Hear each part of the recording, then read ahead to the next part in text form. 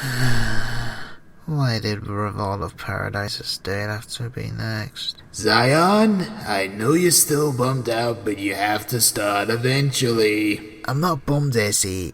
I just don't know how I'm gonna talk about this episode. It's just really uninteresting. And right after the Golden Horseshoes review, which wasn't a good episode, it's gonna seem like the old series is as bad as everyone makes it out, but I know it's not. Do you want me to find someone to help? No, I can do this. Roll titles.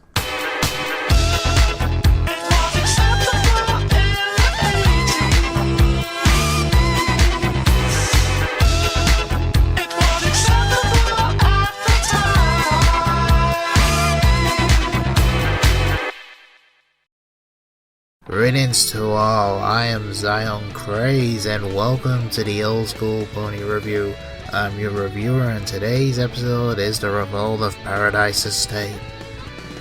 Do forgive me if I sound uninterested, but I have here a boring episode of My Little Pony and I don't know how I'm gonna talk about it. Stop! Discard, what are you doing here? I told you I'd come back. No, you said you'd stop tormenting me! And I haven't stopped. Technically speaking. And what's wrong now? It's this episode, the Revolt of Paradise Estate. I've never been more uninterested with an episode than this one. Yet it has a slightly interesting concept, but the execution doesn't work. Why? Let me explain. The episode starts with Paradise Estate in need of some serious need of repairs, but with everything not going so well, Paradise the Pony runs off with Sweet Stuff to find some better tools, but then they come across a travelling salesman and he offers them some magic paint and he claims it will do all that they need, so the idiot Paradise takes it. Idiot?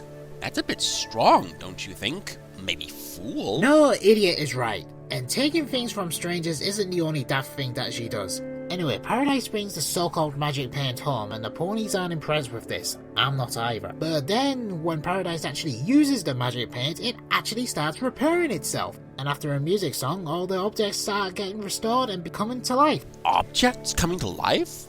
That sounds like something I'd approve of. I know. And when I mean all the objects, this included some items that weren't even touched by the magic paint itself, like flowers, application, fences, but that could have happened off screen in Paradise Estate. But even the nursery gets the magic paint treatment. I know this is real nitpicky, but the nursery isn't even part of Paradise Estate, it's its own building. What I'm getting at, a baby buggy that was never touched by the magic paint comes to life as well, and this is important. A while later, the objects that were nice start acting like, well, gits. Gits? Well, it's either that or twats. What about dicks? Ah, touché. So by the end of the first half, the Nightmare Estate throws out all the ponies. At the beginning of the second part, all the ponies decide to go look for the travelling salesman to find out what's happened. All except Baby Cuddles, who was taken from the nursery by Paradise the pony and left on her own, unsupervised, and told to stay still, and guess what? She goes back to the nursery. Nice going, idiot. Sheesh, the CMC have more common sense than that. You've not been to Appaloosa recently, have you? Why? No reason. Back to the plot. The ponies obviously can't find the travelling salesman. Gee, I wonder why. They go to the Mujik, who helps them find out the travelling salesman, whose name hasn't been mentioned up until now, is Beezen, and he has control all over Paradise Estate, and the ponies go about to get their home with the help of the furniture, who preferred them over the Green Magician. But Beezen turns all of them back to normal, confronting the ponies. Then Paradise dumps the magic paint on the magic wand, then Beezen runs away with the wand chasing him, and in the episode with the ponies repairing Paradise Estate. So what's the execution that doesn't work here? It's the household items themselves. When the magic paint changes them, I didn't find them particularly interesting. One of them does John Wayne impression, another one does Fitness Simmons, his name escapes me, and apart from that, I didn't remember much about them. And them changing their attitudes from going from pleasant to awful, it just happens really quickly, and it doesn't have a much lasting impact on the episode. And yes, I know this is Paradise Estate I'm talking about, this is their home, but I've not watched a lot of episodes with their home, and I saw how they got Paradise Estate.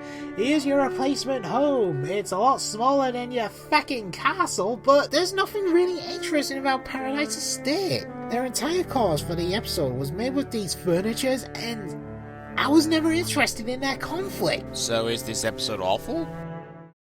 No. No, but you said it was boring. Just because I said the episode was boring doesn't necessarily mean it's dreadful. There were a few things I liked about this episode. One was where Porgy was getting spanked. Yes, I know it's childish, but I found it funny. What? It was funny! Bloody clopper. I heard that! Another thing that I liked was the bond with Baby Cuddles and her buggy. Okay, you know how I said the furniture was acting arsey? The buggy was the only one who wasn't. And she actually liked Baby Cuddles as well, and was sad when she left, and extremely happy when she came back. And I have to admit, it was really adorable with these two. Ship her on board.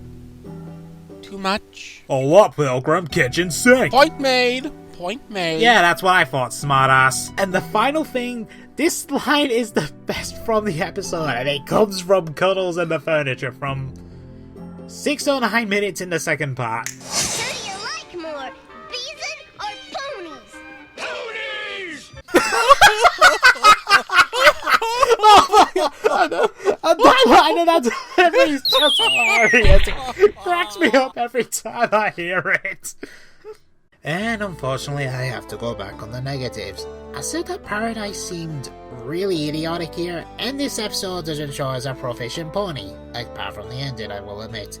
From causing the house more harm and reading a book when she needed to work on repairs, and not using her common sense for taking something that's clearly not safe, and leaving a toddler on her own. And I know this is mean, really mean, but Sweet Stuff just sounds really grating. She sounds like a bad voiceover and has the same monotone voice that sounds really irksome. Oh, come on. She can't be that bad.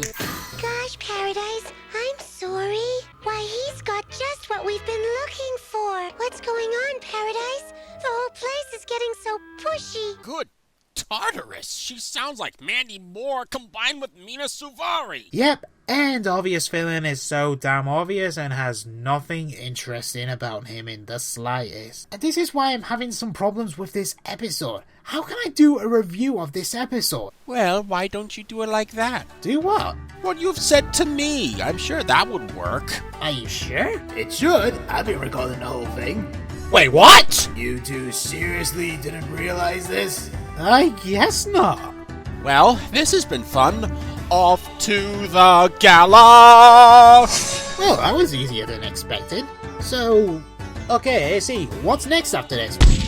I will get used to that eventually.